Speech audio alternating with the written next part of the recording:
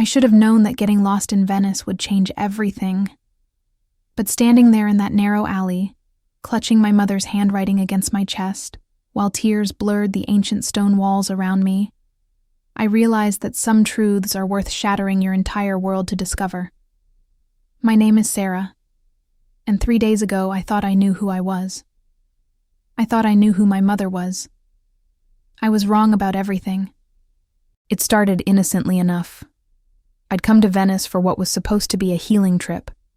6 months after burying Mom, I was finally ready to scatter her ashes in the city she'd always dreamed of visiting, but never could.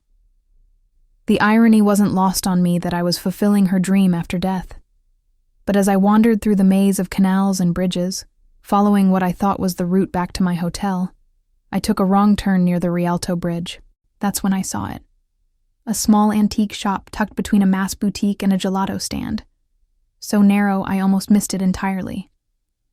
The sign read, Tesori Perduti, Lost Treasures. Something about the name made my chest tighten.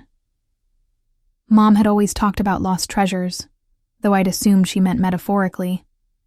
The elderly shopkeeper, with silver hair and kind eyes, was arranging vintage postcards in his window display.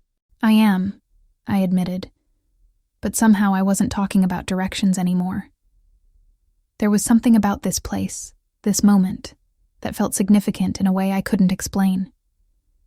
The afternoon light filtering through the narrow alley seemed to highlight every weathered stone, every reflection in the canal water, as if Venice itself was holding its breath. "You are American, yes?" the shopkeeper asked, his accent thick but his English clear. "Your mother, she was here before, long time ago. I remember faces, and you have her eyes." My blood ran cold. My mother? That's impossible. She never traveled to Europe. She was afraid of flying, and we never had the money for— "Ah, but she was here," he interrupted gently, disappearing into the shadowy depths of his shop. "Wait, please. I have something." I stood frozen on the cobblestones, listening to the gentle lapping of canal water against ancient foundations. Venice felt alive around me, whispering secrets I wasn't sure I wanted to hear. Tourists passed by in colorful groups, their laughter echoing off the walls. But I felt completely alone in this moment of impossible revelation. The shopkeeper returned, carrying a small wooden box, worn smooth by decades of handling. "She left this here, 25 years ago. Said if anyone ever came looking like her daughter, I should give it to them. I thought maybe she was a little, how you say, dramatic? But I kept my promise. 25 years ago, I would have been 5 years old. Mom had told me she'd gone to visit her sick aunt in Ohio that summer, leaving me with Dad for 2 weeks. I remembered crying every night, clutching her pillow. But she'd never mentioned Venice, never mentioned traveling overseas, never mentioned leaving anything behind. "There must be some mistake," I whispered. But even as I said it, I was reaching for the box. My hands trembled as I lifted the lid, and there, nestled in faded silk, was an envelope with my name written in Mom's unmistakable handwriting. For Sarah, when she finds her way to Venice. My legs nearly gave out as I stared at my name in my mother's handwriting. The shopkeeper quickly brought me a small chair from inside his store, his weathered face creased with concern.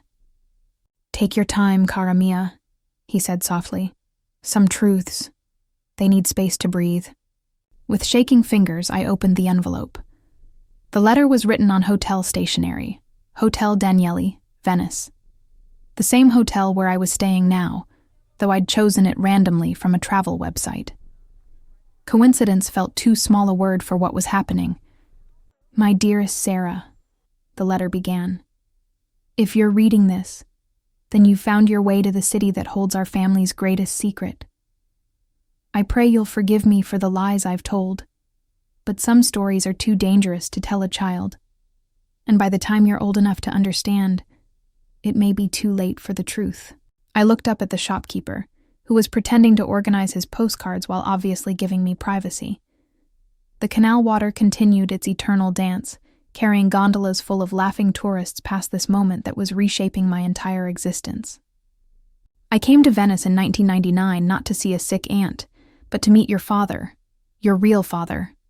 The man you call Dad, who raised you with such love. He is not your biological parent. Your real father was Italian, from an old Venetian family. His name was Marco Benedetti. The paper slipped from my fingers, floating down to land on the ancient cobblestones. Marco Benedetti. I picked up the letter with numb hands, my heart hammering so hard I was sure the shopkeeper could hear it. We had an affair that lasted only those 2 weeks, but it changed everything. He was married, from a powerful family, and when I discovered I was pregnant with you, I knew I could never tell him. I returned to America and told your father, my husband, that you were his. He believed me, loved you as his own, and I buried this secret so deep I almost believed it myself. I read the letter 3 times before the words truly sank in. My entire identity, my entire family history, was built on a lie. The man who'd taught me to ride a bike, helped with homework, walked me down the aisle at my wedding. He wasn't my biological father. And somewhere in this ancient city lived a family I'd never known existed. There's more, I whispered to myself, turning the page. My mother's handwriting continued, growing more urgent. But there's something else, Sarah. Something that made keeping this secret not just about protecting your father's feelings, but about protecting you. The Benedetti family is not just wealthy. They're connected to things that could put you in danger. Marco's father controls shipping routes, has connections to organizations that don't forgive or forget. When I left Venice, I wasn't just heartbroken. I was terrified. The shopkeeper appeared beside me with a small glass of water. "You are very pale, signorina. Perhaps you should sit inside?" I accepted the water gratefully, my throat parched from shock. This man, Marco Benedetti, do you know him? The shopkeeper's face changed instantly, a shadow passing over his kind features. Benedetti? Yes, I know this name. Old family. Very old. Very... He paused, choosing his words carefully. Influential. You are connected to them? Apparently I'm his daughter, I said, the words feeling foreign in my mouth. My mother, she had an affair with him 25 years ago. The shopkeeper set down his postcards and looked at me with genuine concern. Signorina, the Benedetti family, they are not people to approach lightly, especially not with news like this. Venice, she keeps many secrets, but some secrets, they keep you. His warning sent a chill through me despite the warm afternoon sun. I looked around at the beautiful, labyrinthine city that had seemed so romantic just hours ago. Now it felt like a trap, its winding canals and endless bridges suddenly menacing rather than charming. But I had to know more. I had to know who I really was. I spent the rest of the afternoon wandering Venice's serpentine streets, my mother's letter tucked safely in my purse, but her words echoing in my mind. Every face I passed, I wondered, could this be a cousin? An uncle? Someone who shared my blood but lived in a world I'd never imagined. The city that had felt magical that morning now felt like a living puzzle, each canal and bridge a potential clue to my hidden heritage. I found myself paying attention to details I'd overlooked before. Family crests carved into building facades, the way certain elderly men carried themselves with an unmistakable authority. The whispered conversations in rapid Italian that I couldn't understand but somehow felt excluded from.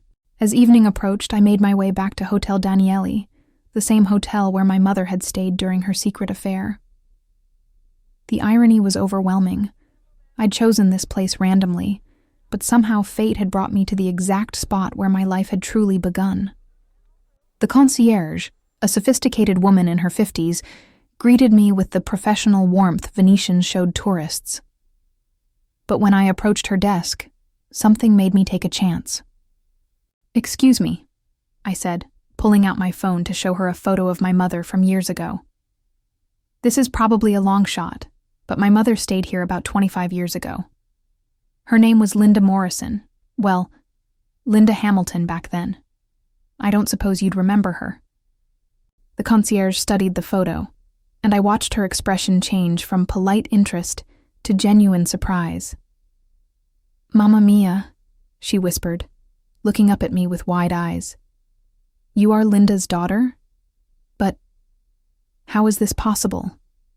My heart stopped. "You knew my mother?" I was just a young clerk then. But yes, I remember her. Beautiful American woman. Very sad.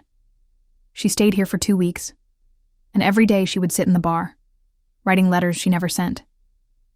She was, how do you say, heartbroken. But you... She paused, studying my face with increasing amazement. "You look just like her, and just like Madonna Santa. You have his eyes too." His eyes? I gripped the marble counter of the hotel's ornate reception desk. Whose eyes? The concierge, her name tag read Julia, looked around nervously before leaning closer. "Signorina, perhaps we should speak privately. Come, follow me." She led me through the hotel's opulent lobby, past tourists sipping wine and admiring the Venetian Gothic architecture, to a small office behind the reception area. Once the door was closed, she turned to me with a mixture of excitement and fear I couldn't quite understand. "Your mother, Linda, she was not just any tourist. She was seeing Marco Benedetti. Everyone who worked here knew, though we pretended not to notice. The Benedetti family..." She crossed herself. "They do not like their business discussed." "But you said I have his eyes. How could you possibly know that unless..." "Because he still comes here," Julia interrupted. "Marco Benedetti.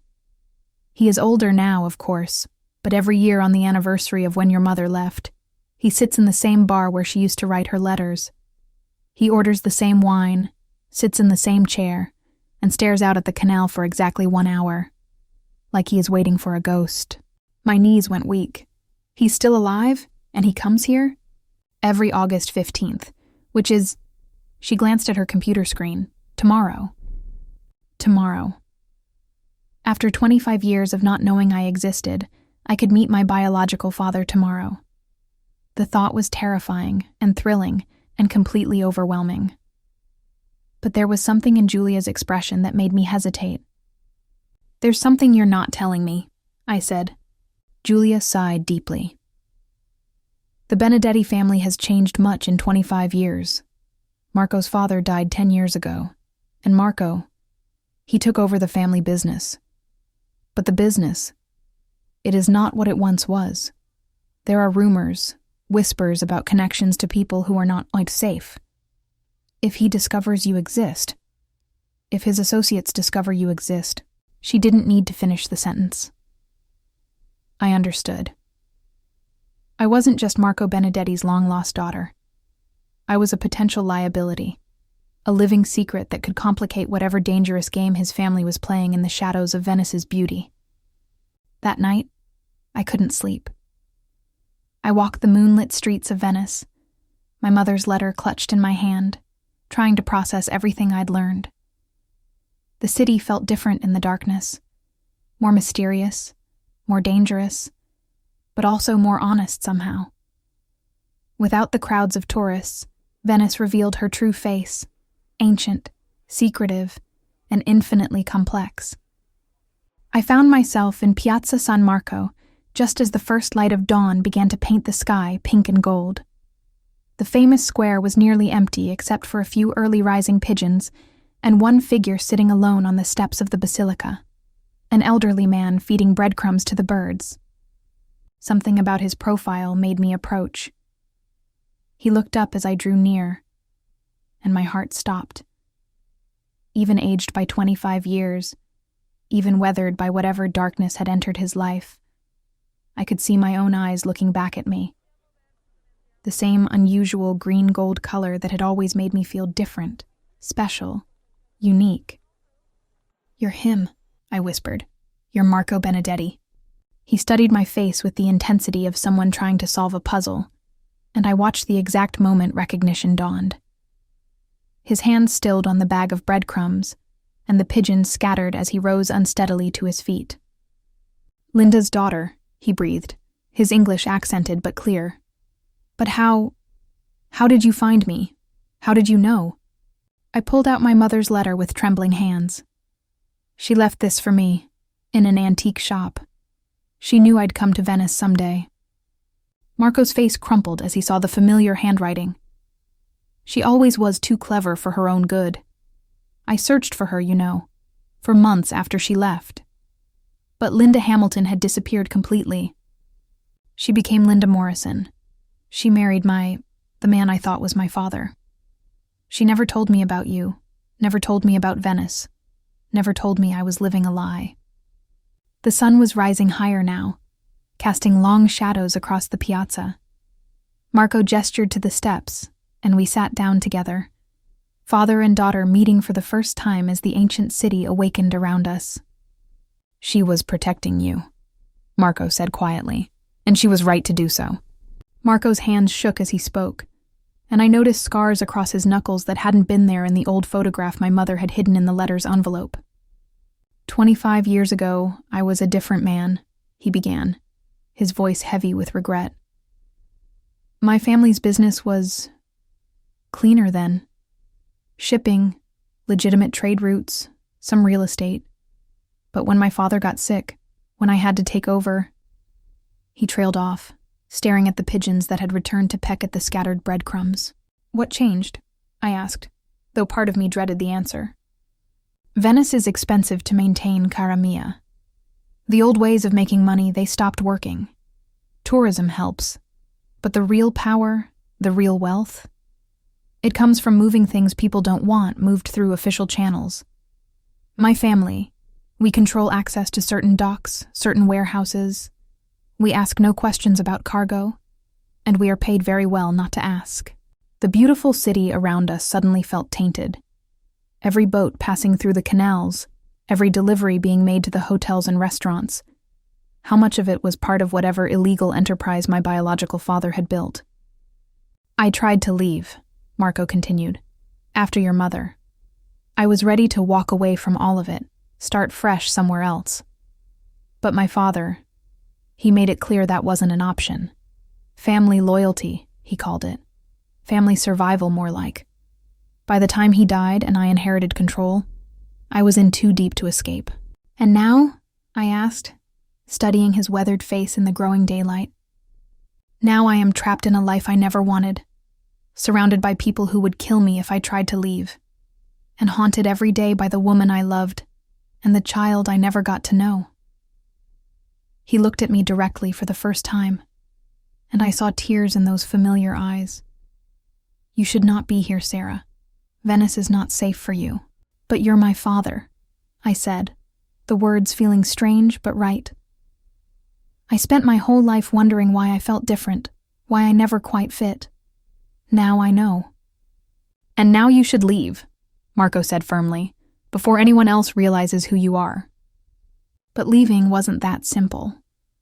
As Marco and I talked in the early morning light of Piazza San Marco, I noticed we weren't as alone as I'd thought. A man in an expensive suit was sitting at a cafe across the square, ostensibly reading a newspaper but clearly watching us.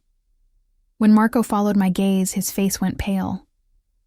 "Cazzo," he muttered under his breath, then immediately apologized. "I'm sorry, but we need to leave. Now." "Who is that?" I asked as Marco stood, his movements suddenly urgent. "Roberto Moretti. My business partner, though partner implies I have a choice in the matter." Marco was scanning the piazza, looking for escape routes. "If he's here, if he's seen us together, what does that mean?" "It means you've just become a liability, and Roberto doesn't allow liabilities to exist for very long." Fear shot through me like ice water. This was exactly what my mother had been afraid of, exactly why she'd kept our connection secret for 25 years. But now the secret was out, and we were standing in one of the most exposed locations in all of Venice. Marco took my arm, guiding me quickly toward the narrow streets that led away from the piazza. "There's a church, Santa Maria della Pietà, near the waterfront. Meet me there in 1 hour. But first, you need to go back to your hotel and pack everything. Check out, pay in cash, and don't use any credit cards or leave any paper trail. You're scaring me, I said, though I was already moving, following his lead through the maze of bridges and canals. Good. You should be scared. I've been scared for 25 years. Marco stopped suddenly, grabbing my shoulders and looking directly into my eyes.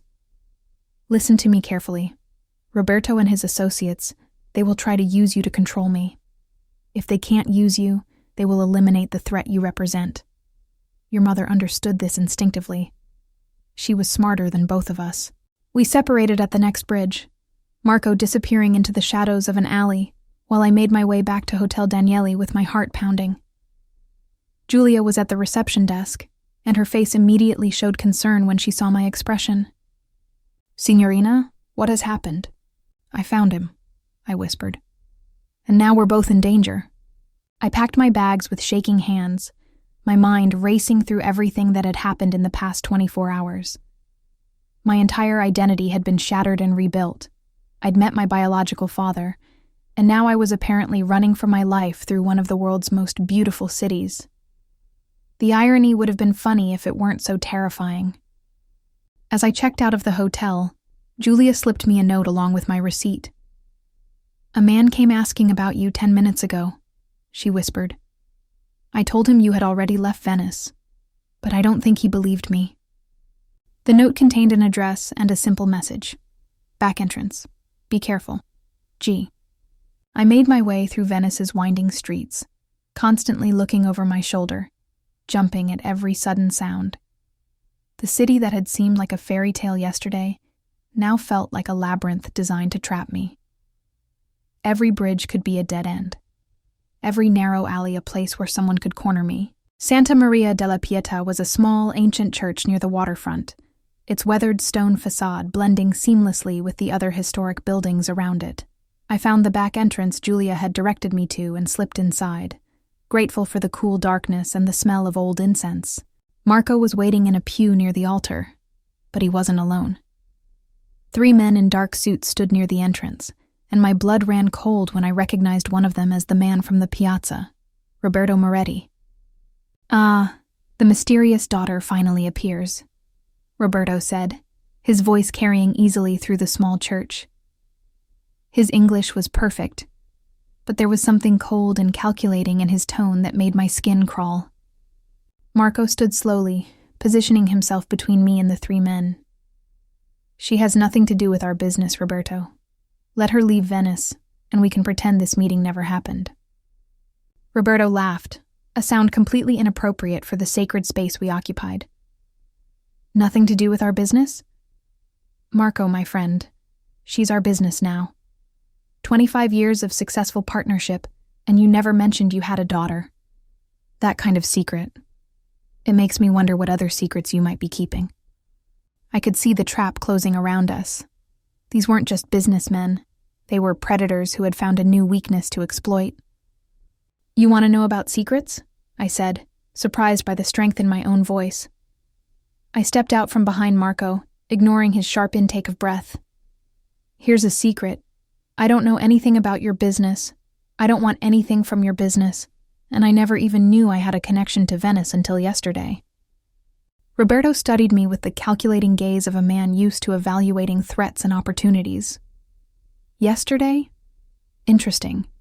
And yet here you are, meeting with Marco in secret locations, carrying old letters, asking questions about the Benedetti family. That doesn't sound like someone who doesn't want anything. I pulled out my mother's letter, holding it up so all of them could see it. This is what I want. I wanted to understand who I really am, who my real father is, and why my mother kept this secret her entire life. Now I know. She was protecting me from people like you. People like me? Roberto's voice was dangerous now. And what kind of person do you think I am, Miss Morrison? I said. And I think you're the kind of person who sees everything and everyone as either an asset or a threat. Well, I'm neither. I'm just a woman who got lost in Venice and found more than she bargained for. Marco moved closer to me, his protective instincts overriding his caution. Roberto, enough. You want insurance that I'll continue to cooperate? Fine. You have it. But threatening an innocent woman. Innocent? Roberto interrupted. Marco, you disappoint me. There are no innocent people in our world. There are only people who haven't been tested yet. He nodded to his associates, and they began moving closer to us. But then something unexpected happened. The church doors opened, and Giulia walked in, followed by what looked like half the staff of Hotel Danieli, all carrying cell phones with cameras already recording. Live streaming, Giulia announced cheerfully. Venice Tourism Board loves social media. Look, everyone, we're showing our international visitors the beautiful historic churches of our city. Isn't this wonderful? Roberto's face went white with rage, but he couldn't act with dozens of witnesses and cameras recording everything. The standoff had suddenly shifted in our favor. 3 hours later, Marco and I sat in a small cafe near the train station, watching Roberto and his associates disappear into the maze of Venice's streets. The hotel staff had coincidentally extended their impromptu tour to include the cafe, ensuring we remained surrounded by witnesses and cameras until the danger passed. Your mother would be proud, Marco said quietly, stirring his espresso with hands that had finally stopped shaking. That was either very brave or very foolish. Both, I admitted. But I couldn't run anymore. I spent my whole life feeling like I was running from something I couldn't name. I know what it is now. Myself. My real self. I looked out at the canal, watching a gondola drift by filled with tourists taking pictures of everything they saw. I understand now why Mom kept the secret. She was protecting all of us. Me, Dad, even you. But secrets have a way of finding the light eventually. Marco nodded, following my gaze to the water. I have been living in shadows for so many years. I forgot what sunlight felt like. Meeting you. It reminds me of the man I used to be. The man I could still be, maybe. What will you do now? I asked. I don't know. For the first time in 25 years, I genuinely don't know what comes next. Roberto will be more careful now, but he won't forget. The business will continue, with or without me. But maybe it's time I found my own way out of the labyrinth. I reached across the table and took his hand, noting how similar our fingers were. How we both had the same habit of twisting our rings when we were nervous. Venice has a way of keeping secrets, but it also has a way of revealing them when the time is right. Maybe it's time for both of us to stop hiding. We talked until late afternoon, 25 years of questions and answers flowing between us like the tides in the lagoon. When it was time for me to catch my train back to the airport, Marco walked me to the station, both of us knowing this wasn't goodbye forever anymore. Will you come back? He asked as I boarded the train. Try to keep me away, I said and meant it. As the train pulled away from Venice, carrying me back to my life in America, I felt something I'd never experienced before. I felt complete. I finally knew who I was, where I came from, and why I'd always felt like I was searching for something I couldn't name. The search was over, but the real journey, building a relationship with my father and understanding my place in this complex family legacy, was just beginning. Venice had kept my mother's secret for 25 years, but it had also kept her love letter to me, waiting for the moment I was ready to receive it. Some cities show you their beauty on the surface, but Venice shows you who you really are, even when the truth is more complicated than you ever imagined. If you've ever felt like you were searching for something you couldn't name, or if you've discovered family secrets that changed everything you thought you knew about yourself, I'd love to hear your story in the comments below. Sometimes the most beautiful destinations are the ones that lead us back to ourselves. Don't forget to like this video if it resonated with you, and subscribe for more stories about the unexpected journeys that change our lives forever.